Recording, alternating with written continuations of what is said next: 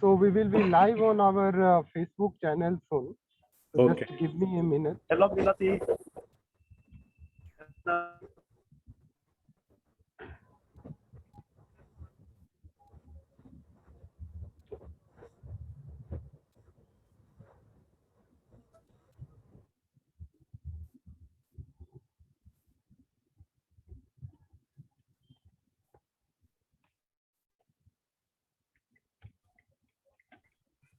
So dear and respected friend, thank you so much for your kind participation. As you know, today is a very special day. Today is a birth anniversary of great soul of India, Vinoba Bhave, and Punyatithi of Swami Agnivesh ji. As you know, Vinoba Bhave, who practiced Mahatma Gandhi's philosophy, and he devoted his entire life in practical implementation of Gandhi's concept of rejuvenation of villages and upliftment of the downtrodden masses. On behalf of Swadhyay Sahachakra Circle for Co-Learning and Mutual Studies, I welcome you to attend our today's session on the very topic, crop science research in India, perceptions, priorities, and predicament. It is a great pleasure and indeed an honor to have available with us our distinguished speaker and respected participant. It is a great pleasure to welcome our respected speaker of today's session, Professor C. Raghava Reddy. He is a chair and professor of Department of Sociology, very eminent University of India from University of Hyderabad. I welcome moderator of today's session, Professor Anand Kumar Giri, our mentor from Madras Development Institute. I welcome Professor Gyan Gului, professor from Italy, and all respected participants, viewers. I can see so many important participants here. I cannot name him. So I welcome on behalf of all those institutions, and uh, and I also welcome uh, all our Swadhyay Sahachakra members. Professor Raghava Reddy is a very important speaker, and uh, he has deep interest of understanding sociology from a very new and important perspective. He has deep interest in sociology of science, sociology of technology.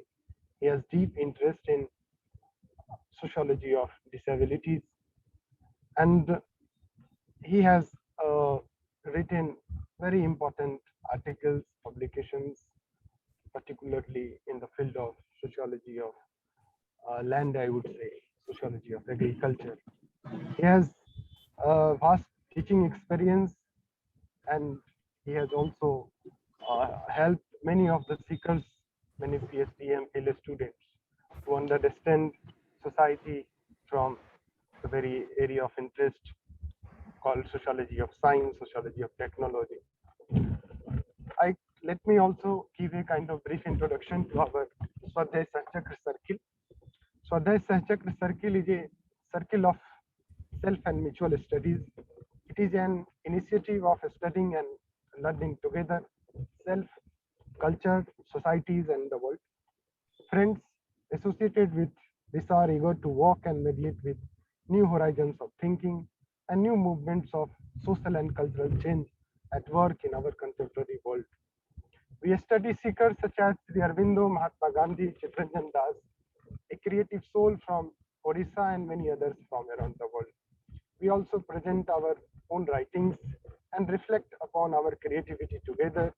We also invite seekers from different fields of life to share us with their lives, vision, sadhana, and struggles for creating a world of beauty, dignity, and dialogue.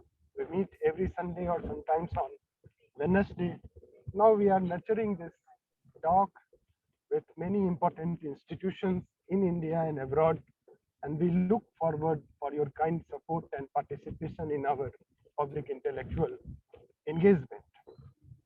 With this brief introduction, may I like to invite Professor Anand Kumar Giri to kindly give a brief introduction of today's session. Sir, over to you. Thank you, dear friend. Thank you, Professor Raghava Reddy, and all dear friends.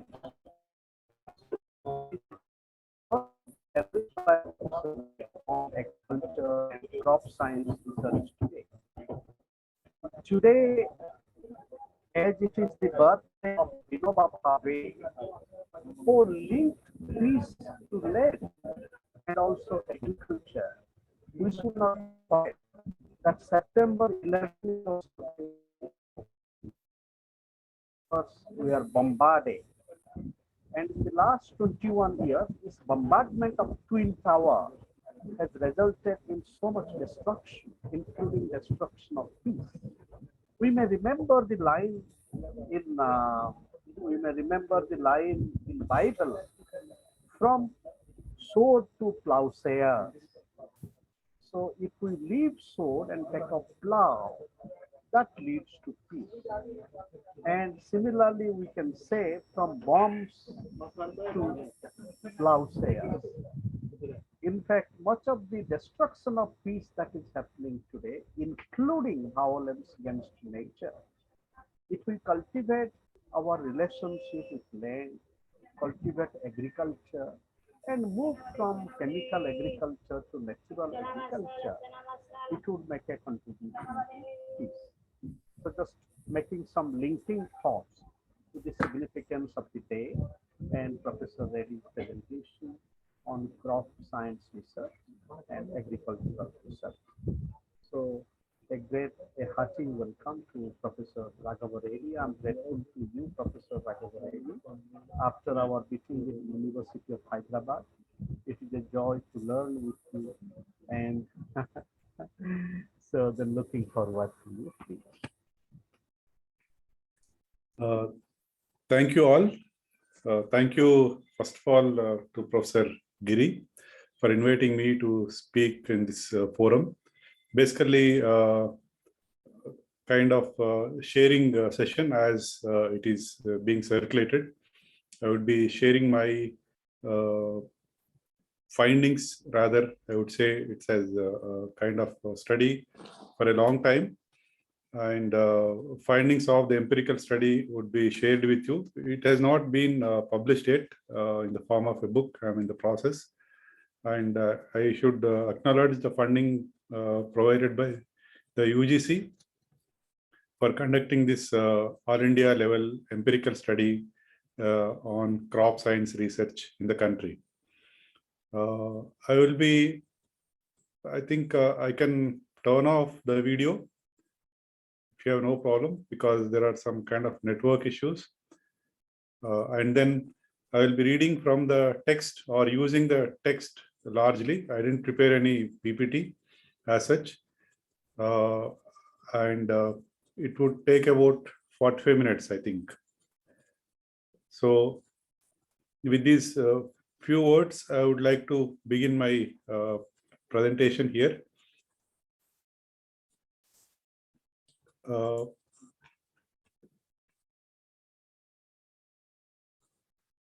So the idea, let me give a brief explanation about the idea of conducting research on crop science in the country. I have a background in agricultural sciences, and I taught for about 12 years in the agriculture science department in an affiliated college to Usmania University.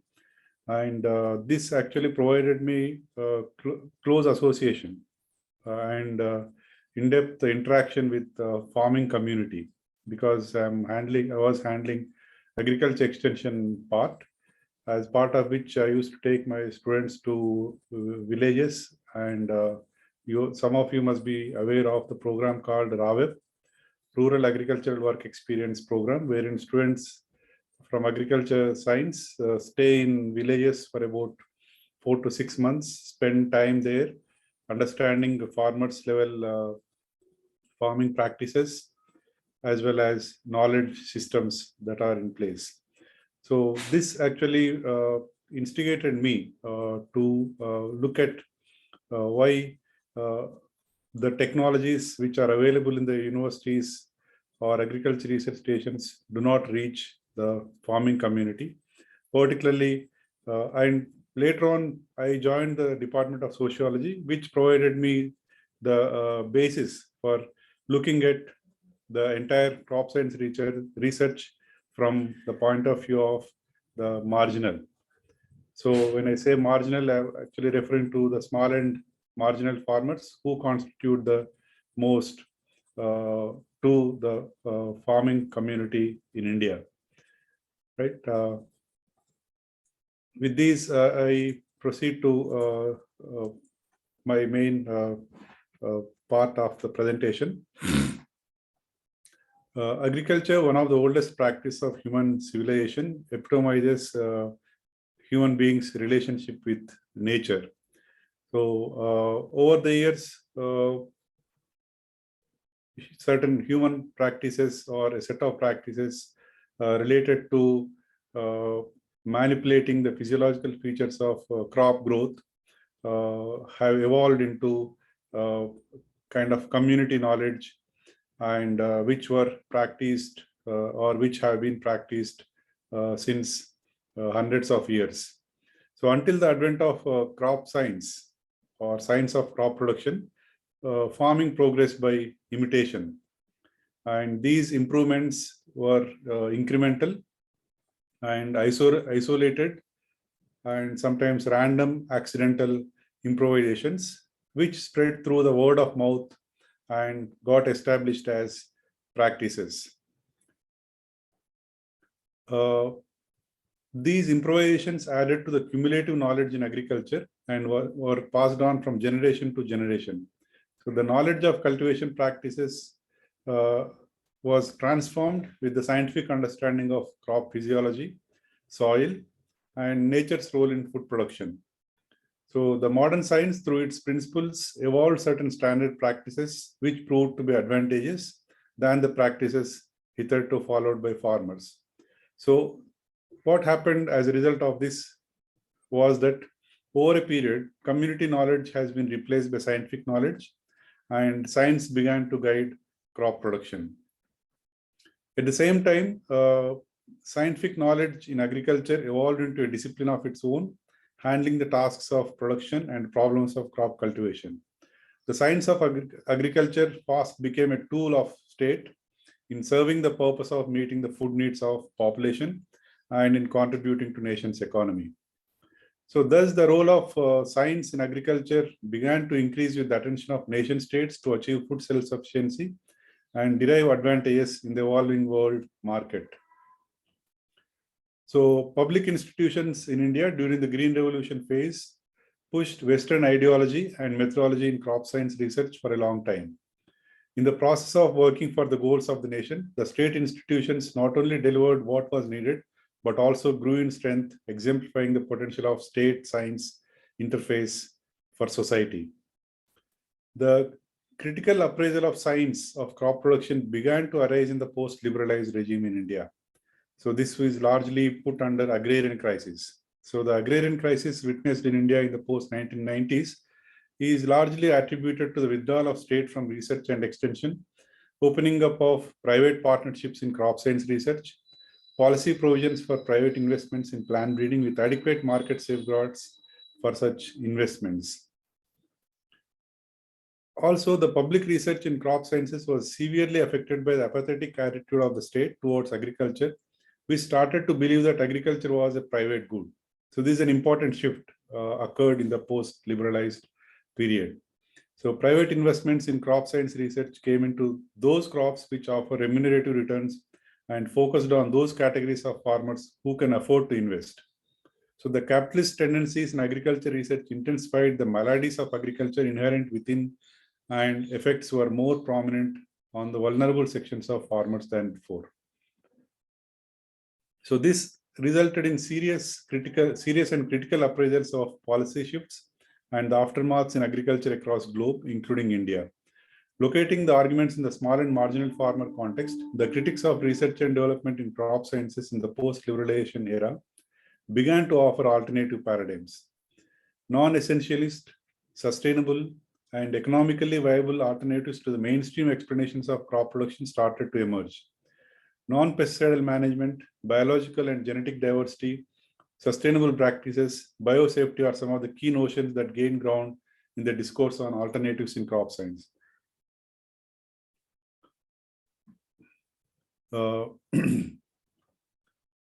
So serious questioning of the assumptions of mainstream crop science like soil, plant, and pathogens led to alternative paradigms. For example, system of rice intensification. It's popularly known as SRI or SRI cultivation. As an approach of rice cultivation emerged in the precincts of civil society organizations and offers alternative to the Green Revolution based seed irrigation fertilizer intensive cultivation. What is the politics of agriculture knowledge?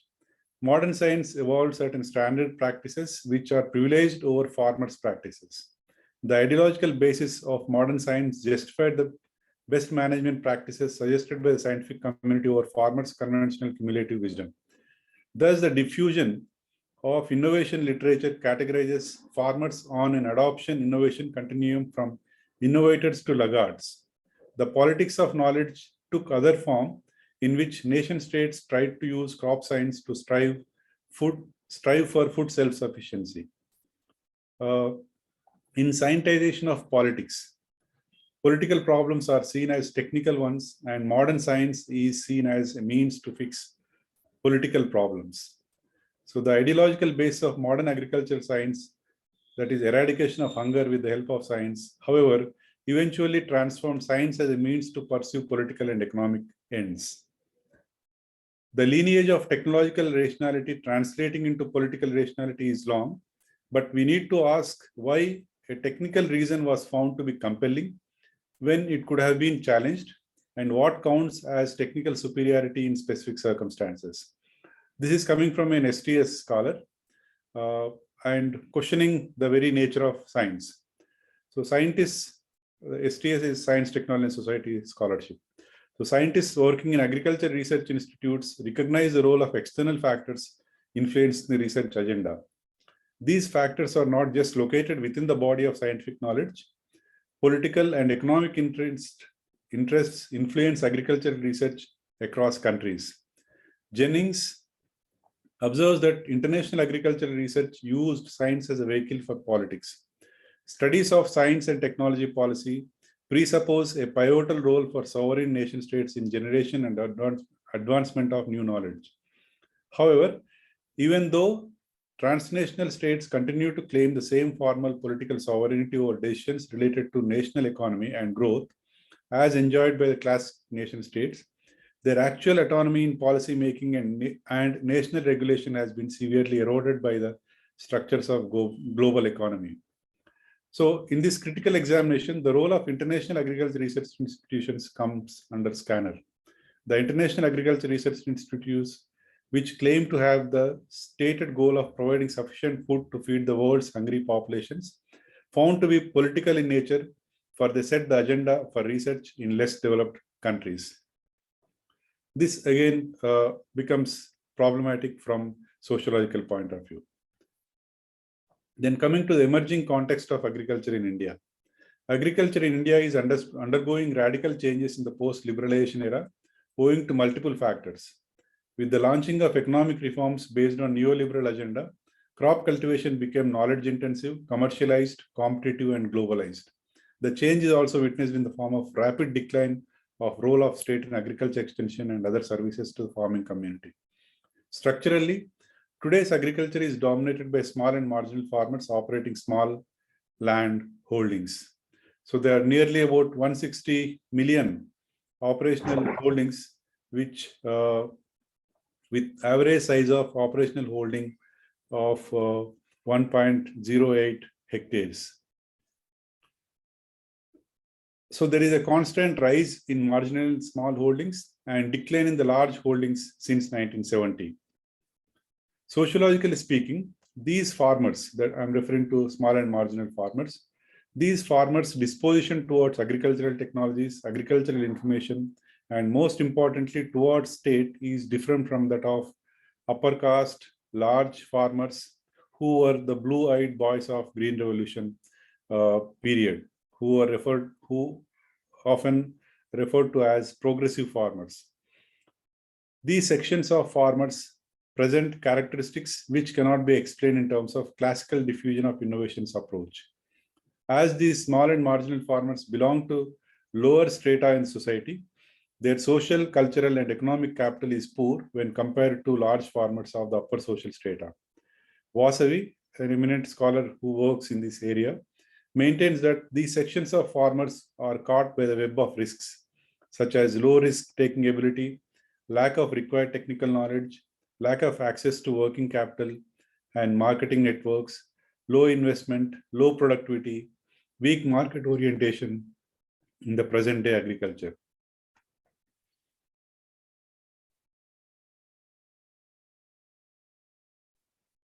So, as we see that we are talking in terms of Green Revolution 2, after the entry of liberalized economy, and also when we review the Green Revolution phase, so state is talking in terms of second Green Revolution, wherein it is luring all sections of farmers irrespective of size of land holdings and irrigation sources. Also, the extension of Green Revolution technology to less endowed, resource-poor regions exposes these farmers to the risks of technology, governance, and market. In the absence of state, at the time of such expansion into these fragile regions and to the less privileged farmers could spell great damage to the social fabric. Beyond the economic gains and near sufficiency in food grain production, the issue of farm security is assuming critical importance. It is argued that the outcomes from the institutions of crop science in India are increasingly becoming irrelevant in the small and marginal farmer context. It is alleged that these scientific outcomes are biased towards large upper caste farmers and more significantly oriented to benefit market forces rather than small and marginal farmers. Thus, in the hope of making a livelihood, we see small and marginal farmers moving from sustainable practices to commercial, capital-intensive cultivation. So what is the statement of my research problem? Critical examination of scientific practices in agricultural sciences and the institutional priorities involved in agriculture research has been attempted by social scientists before. However, this attempt was largely from a technological deterministic perspective. That means these attempts were essentially aimed at understanding the implications of the scientific advances in agriculture on society. Attempts at problematizing the scientific practices, methodologies, priorities, assumptions of crop sciences per se have been missing. Social science discourse in agriculture predominantly revolves around social, structural, and economic aspects of agrarian relations, suspending the critical scrutiny of science of agriculture, assuming crop science to be esoteric, equitable, democratic, and beyond social scientists' gaze. So this statement is the backbone of my entire idea or entire work. On the other hand, scientific community engaged in crop science research view crop production as asocial, treating it in isolation from agency at the crop production level.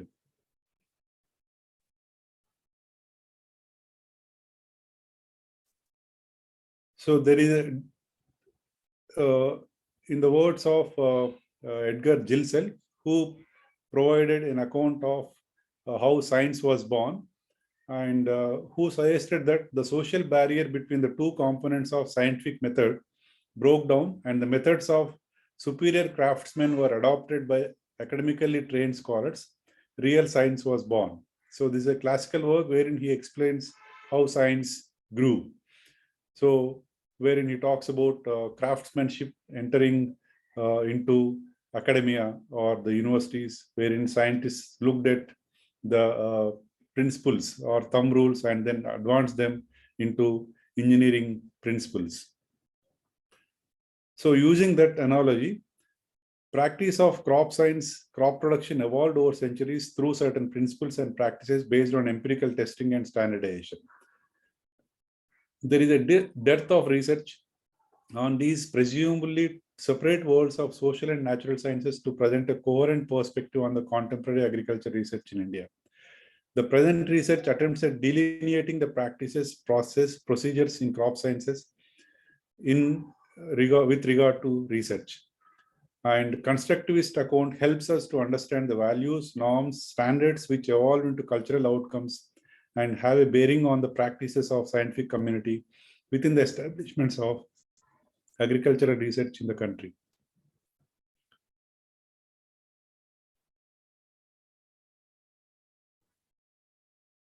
So the objectives of my study were this statement: modernity entails scientific rationality that offers empiricist explanations of worldly phenomena, including crop production. Situated in rational approach, crop sciences focus primarily on productivity, and attempts made by the researchers in crop sciences in that direction have been met with results that range from progressive to retrogressive. Moving beyond the linear model of modern science paradigm, alternatives to standard crop production have started to emerge outside the scientific realm. That is NGOs, basically NGOs, civil society organizations. For example, SRI, right, is not evolved by a scientist, and non-pesticidal management is another example. Organic farming is another example. So a critical understanding of the perceptions of the scientists working in institutions of crop science is the need of the hour when the global agriculture is going to be controlled by few transnational corporations who are equipped with ideology, policy, and proprietary rights. So the present study thus aims at bringing out the constraints within the institutional system which obfuscate the initiatives to pursue research for public good outside the normative framework, quote unquote. It aims at understanding the perceptions of agricultural scientists on the issues related to research, the contemporary status of agriculture in the country, and particularly on the research outcomes as perceived by farmers. So I went about collecting data from scientists located across different universities in the country. For example, Tamil Nadu Agriculture University, Coimbatore, and Madurai, and in Telangana, Andhra Pradesh. Then I went to Pant University, then Punjab Agriculture University, Ludhiana, then Zorhat. So quite a range of agriculture universities were visited, and in all I interacted with about 190 scientists. I'm actually unable to present all this data here for lack of time, but I will be presenting the gist of what the outcome of my research is. So I have evolved a questionnaire with several parameters or several aspects of agriculture, and as listed out or as read out just now, my primary concern was how and why scientists are unable to meet the needs of small and marginal farmers, and what are their perceptions about the contemporary agriculture research in India, and how do they see these alternatives that are emerging from outside, and in all, what is the culture of research in crop science institutions across the country.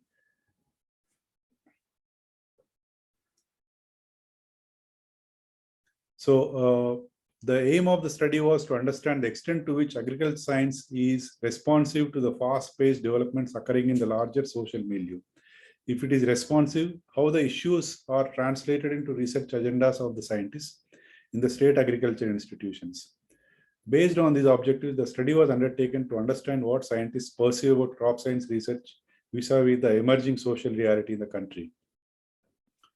So the study ascertained the opinions of scientists on the objectives scientists keep in mind. This is one of the parameters of study, that is perceptions of scientists on crop science research in India as such. So how do they look at crop science research? So the question was like, how do they perceive or or what do they keep in mind, or what guides them in formulating the research problem. The perception of scientists towards the objectives of their research was measured through the ranking they gave for a set of objectives, ranging from productivity to technology generation. Among these objectives, problem solving emerged as the highest ranking objective, followed by productivity. It is important to note that for a significant number of respondents, that's about 46%, publication of papers through research is not a preferred objective. Agricultural science emerged as a discipline of its own, attracting young to pursue it as a career. The standards of evaluation of performance, typical to that of any academic science, mandate scientists and agriculture institutions to fulfill the minimum criteria for promotion to a higher level. So this was evident very clearly in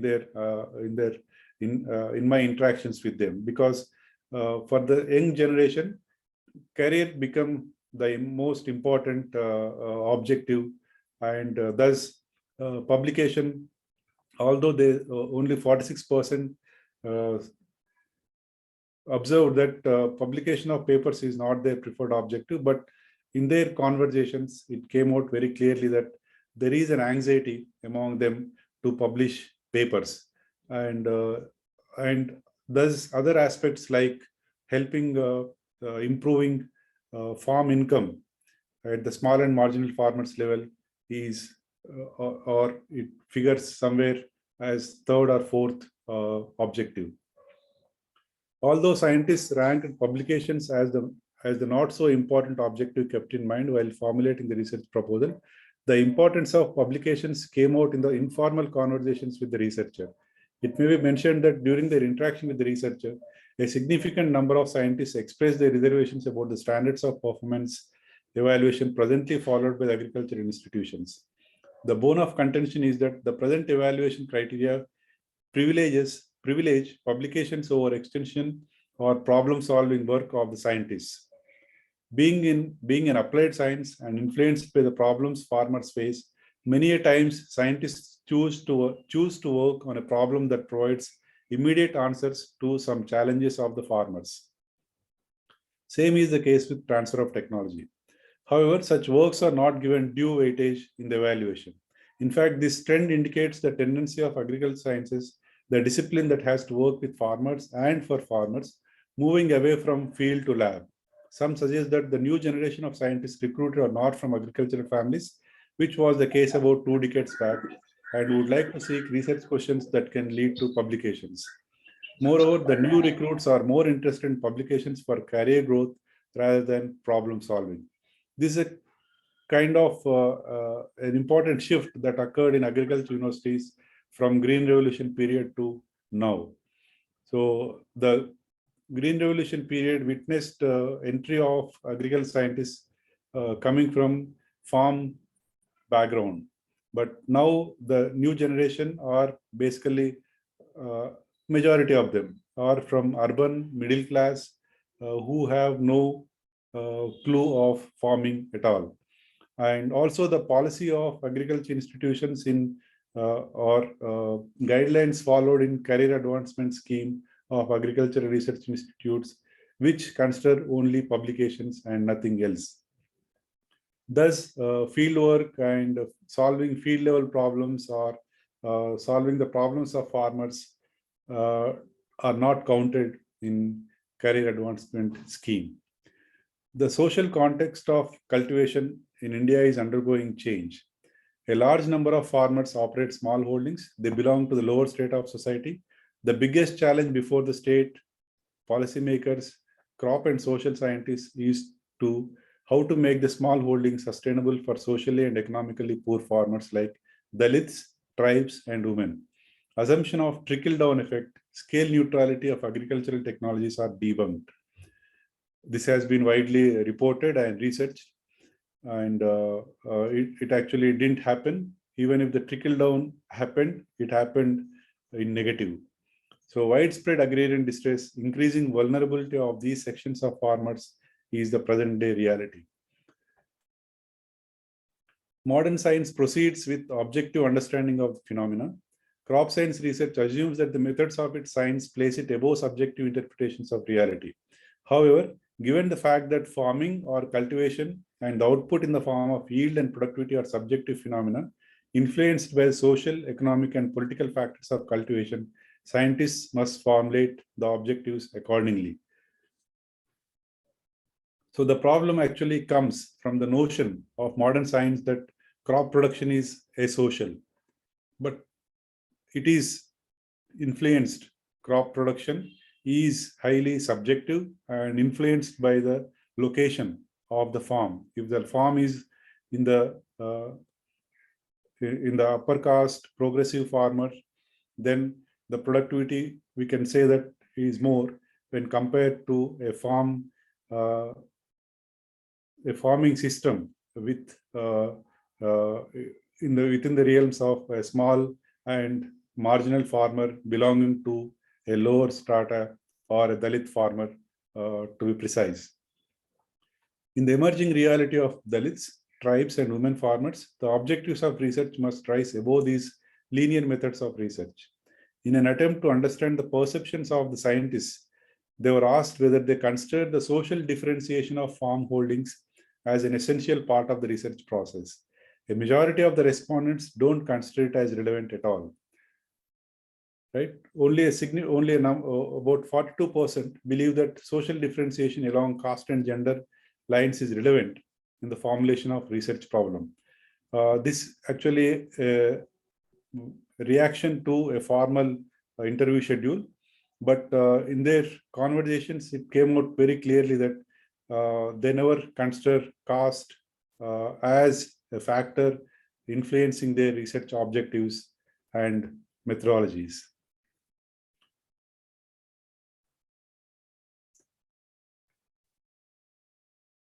It was also attempted to know what extent structural differentiation. So this is again along the lines of land holding, which is categorized into marginal, small, medium, semi-medium, and large farmers or farmers, influences the formulation of research problem. So to this, about 46% found that consideration of structural differentiation in the formulation of research problem is most relevant. On the consideration of structural differentiation in conducting field demonstrations, about 52% of the respondents observed that it is most relevant. The fact is that agricultural scientists are aware of the structural differentiation in terms of class categories or land holding or land size in terms of small, marginal, and big farmers. But they're not aware, rather, it is not kind of an established practice to consider caste or social differentiation when they formulate the research problem. On the issue of social and structural differentiation being considered by the scientists in the formulation of research problem, data suggests that structural differentiation is considered more than social differentiation. The reason may be due to the very strong bearing of agricultural economics on the agricultural sciences. Agriculture economists have been working with class categories since a long time, and hence land holding has become an essential category in research. Will it become an acceptable category for research in agricultural sciences if farmers are categorized on the basis of caste? This may be possible with the active engagement of sociologists along with agriculture extension specialists in the departments of agricultural science. The emphasis on such perspective is not aimed at bringing political orientation to research, but to highlight the fact that social and cultural aspects of farmers do influence their access to knowledge, disposition to knowledge, new technologies, and orientation to put the technologies to better use. It may be mentioned here that a small or marginal farmer belonging to upper caste may become the natural choice of agricultural researchers for their various kinds of interaction rather than a Dalit farmer. This was actually noticed in the field. Agricultural scientists conduct field trials. So of late, post-90s, there is a shift in the approach of the agricultural scientists as well, wherein they are actually mandated to conduct these field trials at different levels, that is small and marginal farmer level, medium farmer, and progressive farmer level. But the disposition of a Dalit farmer towards new technologies, or accessing new knowledge or accessing information on new farm practices is completely different from that of a small and marginal farmer belonging to an upper caste strata. So academic science is largely state funded in India. Agricultural science is no exception to this. Science seeking solutions to the problems faced by farmers has been the top priority of the state in terms of funding. During the Green Revolution phase, the state funding to research in agricultural sciences was the only source. However, over a period with changes in the macroeconomic structure in the country and changes in the trade and commerce worldwide, the entry of private corporate institutions into Indian agriculture is being witnessed. Since then, research in agriculture began to receive funding from both national and international and public-private resources as well. So this section is on funding, source of funding for research. So a significant number, that's about 34% of the respondents noted that they didn't receive funding of their choice of research because the research problem was not fitting into the institution's mandate. Similarly, about 53% agreed to the statement that they did not receive funding of their choice because the research topic doesn't suit the mandate of the funding agency. So whether it is state or private funding agency. So it actually, this particular these findings refer to the normative structure which has set in the research proposal stage as well as fund seeking efforts by the scientists. So those proposals which fit into the mandate of the institute as well as the funding agency receive grants for the research. Thus, we can see that about 34% have noted that they didn't receive funding of their choice. So even if the scientists want to conduct a research that's of more relevant to small and marginal farmers, they do not receive because either the mandate of the institution is different or the funding agency's mandate is different.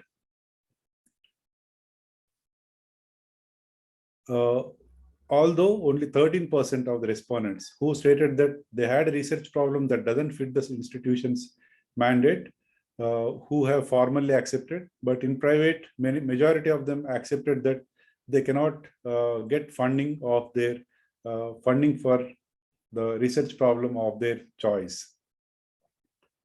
Also, about 21 scientists out of 38 who responded to the statement that incompatible with the priorities of the institute as the reason for non-suitability of research problem agreed with the statement. This suggests that funding for research project is approved for those which are identified for research by the institute in the name of thrust areas, which fit into the mandate of the institution and its priorities, and also which fit into the funding agency's mandate. It is important to note that there are scientists who wish to work in the areas beyond the institution's mandate and which don't fit into the institution's priorities, and their project proposals are not approved for funding. This highlights the normative structure of research funding process in agricultural science research institutions. So crop science research is standardized in terms of methods used. Hence, research proposals going beyond the standard methods are denied funding. This was actually asked in terms of, in the light of research that is going outside the agricultural science institutes on like SRI, organic farming, and non-pesticidal management. So when it was asked, this was reported by a significant number of respondents who stated that there is a general tendency of denial of funding if the research problem and the methods adopted don't follow the established standards. Also, about 27% respondents agreed to the statement that funding was not received because the outcomes of the research are not visible or measurable using the positivist methods of research. This is an important outcome of my research. So this was also expressed by scientists who are working on issues like system of rice intensification, organic farming, etc. in their personal interviews.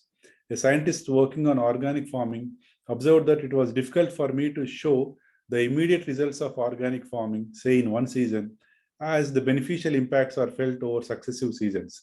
Hence, the board used to put hurdles on research funding. I had to work hard to convince them.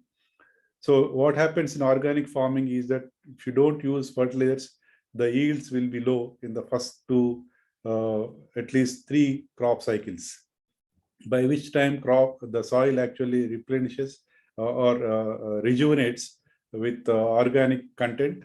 And in the successive crop cycles, even though farmers apply less fertilizers, chemical fertilizers, the yields are on a scale of match with the fertilizer used crops.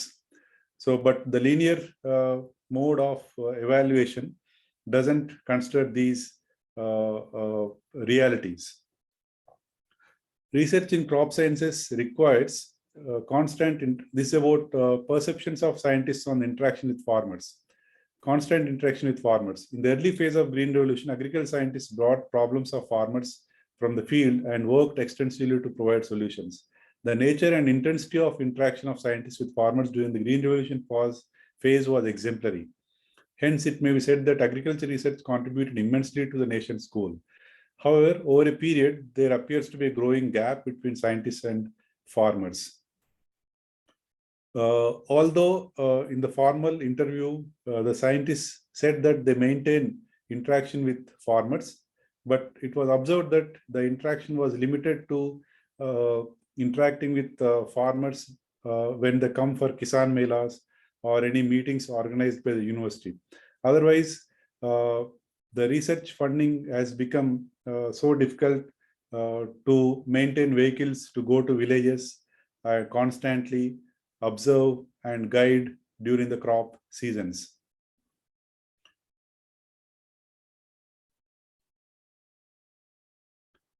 Then about reflections on contemporary agriculture in the country. The study attempted to understand the perceptions of crop scientists on the emerging agrarian reality. And it finds that scientists prioritize productivity increasing research outcomes and sustainable research outcomes as the most relevant for agricultural science research today.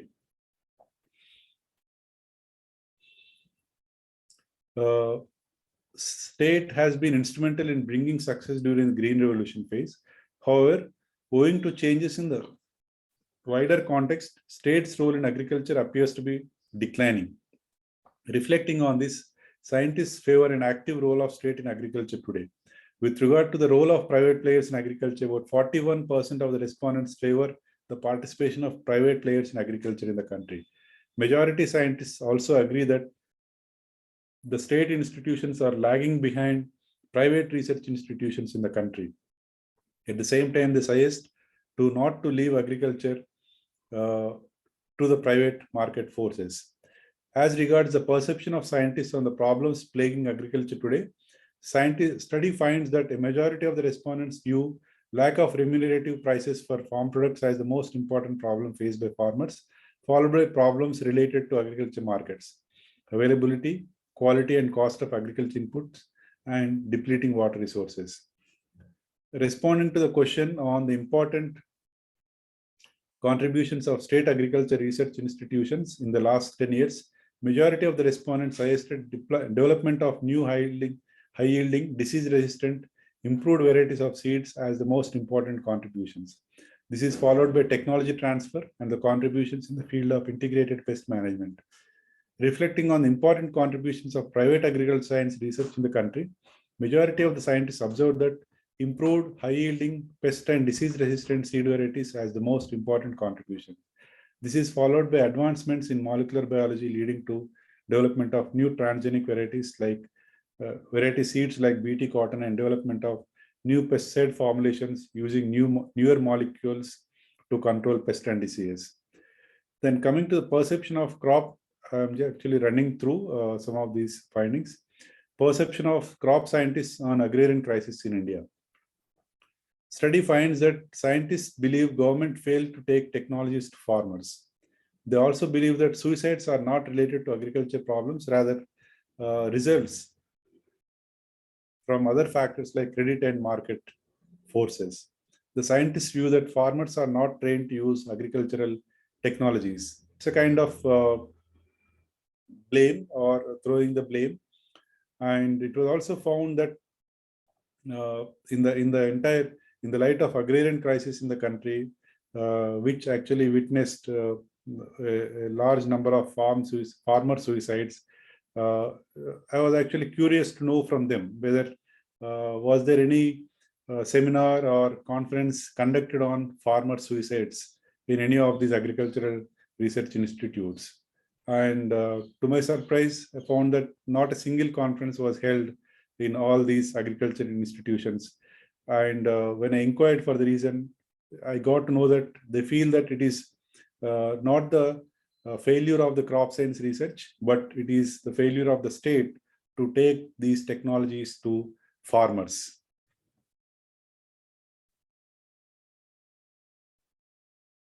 And again, some of the other findings, like the study finds that a majority of the respondent scientists view farmers' traditional knowledge is relevant to a great extent. I'm referring to farmers' traditional knowledge in addressing the problems of agriculture at the small and marginal farmers level. Similarly, a significant number of respondents, that's about 41%, believe that farmers' traditional knowledge is relevant to a great extent at the socially backward farmers level.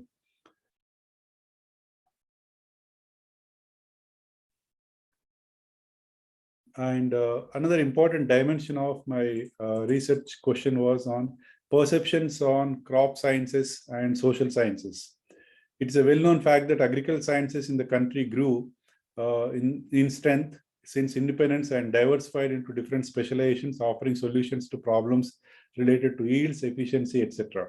When it comes to the application, adoption, and evaluation of technologies, social science component of agricultural science is claimed to have provided relevant support. Thus, the component on social aspects, including cultural and economic, are integral part of agricultural science curriculum. However, in the context of agrarian crisis, the social science specializations located in agricultural universities came under sharp criticism for their failure to provide necessary academic as well as research support to the core agricultural science specializations. The study finds that a majority of the respondents believe that their area of research require inputs from social sciences. At the same time, they also felt that inputs from social sciences are not satisfactory. Analyzing the reasons, majority of scientist respondents believe that social sciences are not well grounded in agriculture universities. A large majority of the respondents concur with the statement that social sciences enrich agriculture research. However, they are weakly placed in agriculture universities and institutes. The scientists find that social sciences do not offer a critical view. The crop scientists who responded to the survey believe that there is a great need for close collaboration between agricultural science and social sciences. Then culture of crop science research. I'm actually giving you excerpts, not going into details. A young scientist observes that for our career growth, it is important for us to focus on research projects which can get funding without much difficulty. There is also a feeling that from time to time, there is a shift in the popularity of research areas. Unfortunately, sometimes the popular research areas are pushed by the international agriculture research organizations and other agencies, and local issues seldom receive their attention. They also felt that scientists at the top are more convinced about a research area when it comes from international organizations than when it evolves from local contexts. Continuing the probing, when it was asked whether, for example, SRI, SRI or organic farming would have greater acceptance for research funding had it been pushed by international agencies, the response was overwhelmingly affirmative. This surmises the fact that agricultural research in the country, in its pursuit of transnationalist agenda, has been oblivious to the emerging needs of the country. The study finds that despite limitations, some enthusiastic scientists worked on certain alternate knowledge claims like SRI. Such enthusiasm, in fact, led to considerable scientific scrutiny of SRI in India. However, each of their experience is a learning to know how the culture of science operates in scientific institutions. It was observed that extra scientific factors play a significant role in research in institutions of science. Persons at the top, quote unquote, and their specializations and interests of research, their convictions do matter in the research project initiations, approvals, and support for funding. A favorable person at the top, external funding, tie up with renowned funding and or collaborative agency had been reported as factors which influenced the initial work of some scientists on SRA. They all claim that because of their personal conviction, they were enthused to try SRA. These scientists recall that their peer group was skeptical and often ridiculed such studies. They observed that SRA was hotly contested in the lobbies of their institutions, research seminars, funding board meetings, etc. However, over a period, the opposition to SRA weakened as the discussion on SRA became intense in journals. Publication of findings in reputed journals has been one of the key factors in changing the attitude of peer group towards SRA. Apart from this, as invitations from international and national conferences to share their findings started pouring, the opinion of peer group changed significantly. A retired scientist who pursued rigorous research on SRA contends that he went about giving doctoral research topics to his students on SRA, even when there was a strong opposition to SRA in the academic circles. He points out that pressures operate in a research institution, and it is important to withstand such pressures. He asserts that because he was convinced about the science of SRA, he could strongly argue for research on SRA. Later on, when he received huge funding from external sources, the credibility of research on SRA among the peer group members was established. In a way, it suggests that the acceptance of a research concept among peer group members is dependent upon the fellowships offered to students, funding from external sources, which in turn help in establishing the topic in agriculture research centers. However, the scientist felt that surely taking up research topics that raise critical questions at the dominant paradigm and still finding place in agriculture research institutions is nothing but inviting hurdles. And when I asked him, he said he could afford to do that because he was on the verge of retirement. I come to concluding part. So the findings of the study suggest that there appears to be a general agreement in scientific community cutting across disciplines vis-a-vis the concerns of farmers in the country. This is evident when the views are shared during the in-depth interviews and also presented in the survey analysis. However, there also appears to be certain epistemological issues along with structural factors which make it difficult for the scientists to pursue research on the alternate technologies. This is amply evident in the case study of SRA. Given the normative framework within which agricultural science research is carried out, any expectation of critical admission and also the pursuit of research in that direction will be unrealistic. It is therefore believed that there is a need for reflexivity in agriculture sciences. Based on the observations in the study, it may be said that agricultural scientific community is not always against pursuing research in the areas of interest to small and marginal farmers. However, it is admitted that the norms that govern research funding and priorities set by institutions often act as hurdles.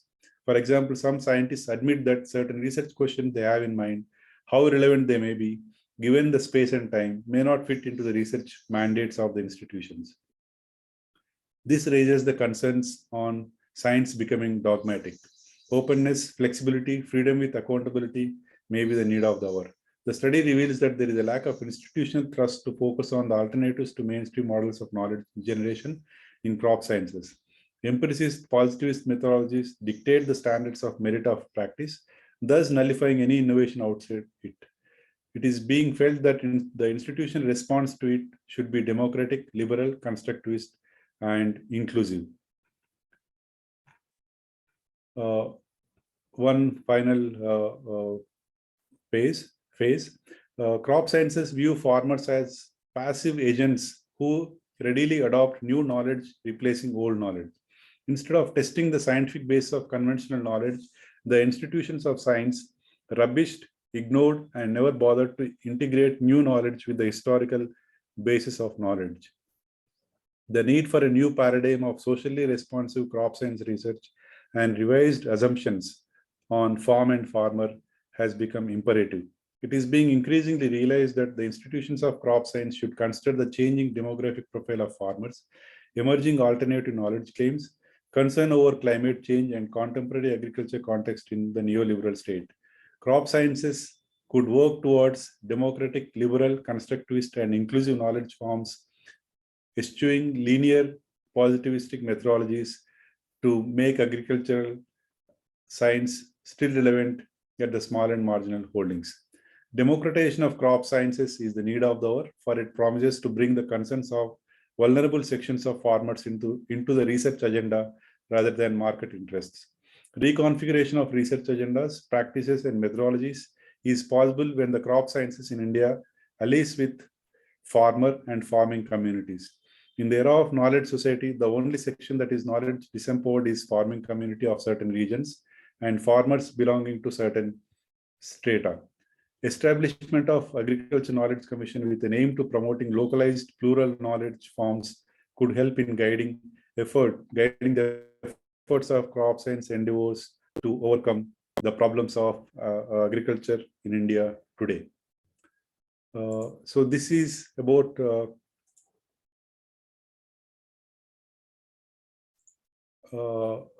this is about my paper and as well as my research, and I conclude here, and I welcome any observations, critical reflections on this.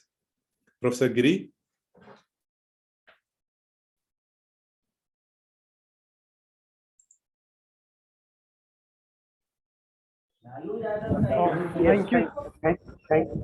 Thank you so much, Professor Raghava Reddy. It has been very enriching.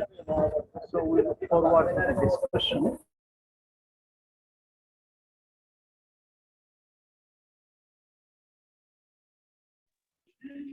Thank you, Professor Reddy. It was very insightful session. And now I would like to invite, I can see one of our participants who is very important for us to give a kind of critical reflection. Dr. Rajiv Yadav is a director and of CBS Group of Institution. So Dr. Rajiv, over to you. Please share some of your thoughts. Thank you very much, sir, for giving me the opportunity. It's a very nice talk to get the things by experience of our Indian culture and all the things what we have learned today. Thank you very much for being the part of this Zoom seminar. Thank you very much, sir. So any other participant who wants to ask anything, please indicate me in the chat box. Meanwhile, I can invite Minti Pradhanji to share some of your thoughts. Hello, am I audible? Yes, you are audible. Yeah, good evening, everyone. First, I'd like to thank Professor Reddy for very insightful and detailed presentation. Actually, what I wanted just to share in the last segment of this thing is just to share that one. So that is really all of our concern now, how to improve the crop production in the light of climate change. I mean, this climate change is a major environmental change that endangers the crop production, water resources, and economic stability, actually. So that is what he said, that a new policy is required for all that, if I'm not wrong. If you, sir, can put some more light on that, that is also fine. And I want to tell one more thing. Modern science actually replaced the community knowledge, as sir said. That is very true. With that, we strived for food sufficiency and the eradication of poverty. But how to, and sometimes we see this, the community knowledge is being ignored. Then how to keep the balance between these two? I mean, at a times, how to keep the community knowledge at place and as well as use the modern science not to harm the environment. That is one thing. And one more thing, just I want to share. I had recently in this January, we had been to some fireflies. Many of us were there. Even Ananta was there. So there they were discussing the modern farming and organic farming and natural farming. Natural farming is a part of what you say, the natural way. I mean, there will be some. We should not use the herbicide also, like organic farming. We are telling that there is a share to any crop, that is a share to the birds, to the animals, to the worms, like as we cohabit with that earth, and we all, it is not that only we are cultivating and we have to consume. It is like sharing and being together. So that is what I just wanted to share. And if sir can say these two things, good. And thank you for the opportunity. So, Professor Reddy. Yeah, these are very important, and how scientific community reacts to the emerging situation is kind of primary concern to us, because given the mandate, given the normative structure of agricultural science research in the country, it is becoming a kind of contentious issue for the institutions to provide grants to such research, as I have presented in the my paper, and also the funding agencies which actually do not provide sufficient funding. For example, private research funding is only aimed at improving productivity, increasing productivity of seed and fertilizers, herbicides, etc. There looks like a mismatch between the research institutions' mandate at the moment and the concerns of the farming community in particular and society in general, right? We know the reality of risks associated with chemical fertilizers and indiscriminate spraying of pesticides, right? One of important sociologists like Beck talked long time back about risk society. So we have not attained that stage yet. We are not yet aware of the risks associated with these practices, particularly with relation to agriculture and crop production vis-a-vis climate change. So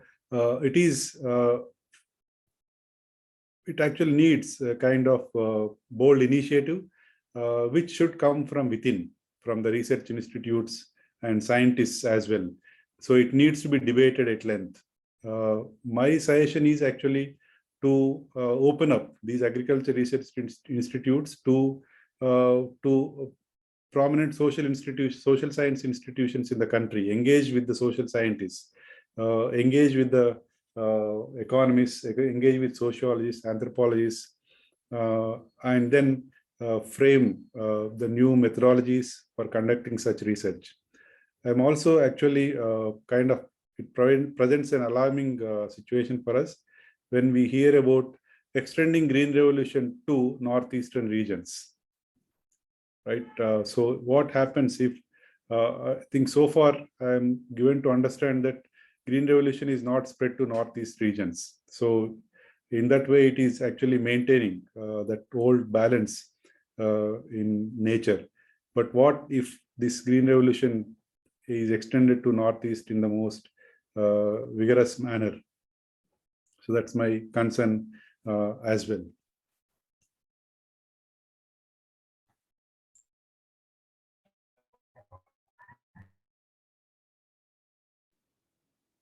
Hello, may I so, sir, you tell us, how this suicide farmers can be prevented, whether who has to play the main role, the state, the councillor, or the research institutes, who should play the main role?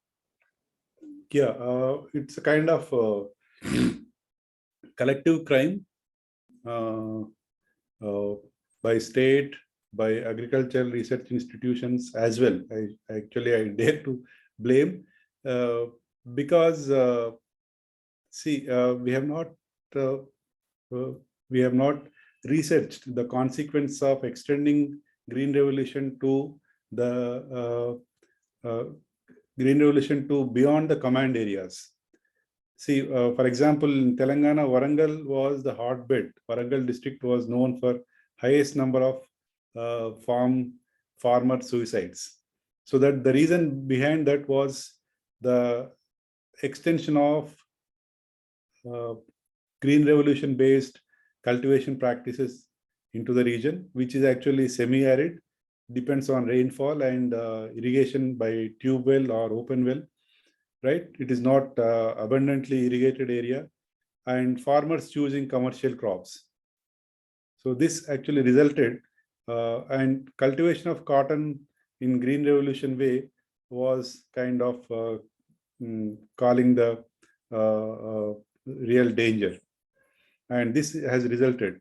So it is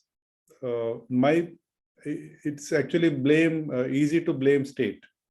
Everyone can do that, but my point is that to what extent the scientific community, particularly crop science research institutes, more precisely the social science components in agriculture universities, are reflexive. Why they have not alerted the mainstream science research in their institutes about the ill effects of extending the green revolution to these regions.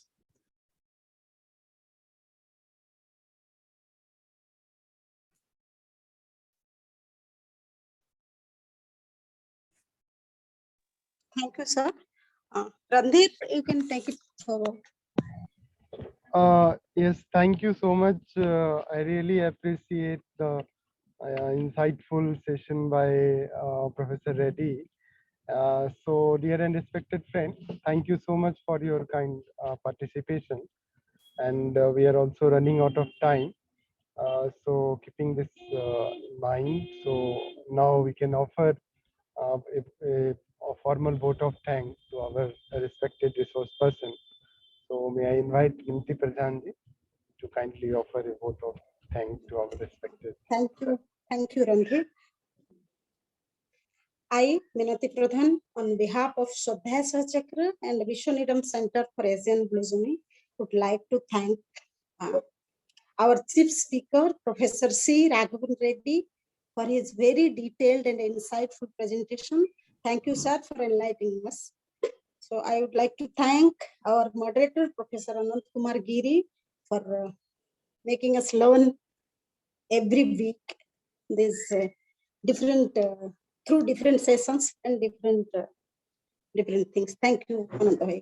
I would like to thank Dr. Rajiv Yadav for his participation in our webinar. Thank you, sir, for being present and actively participating.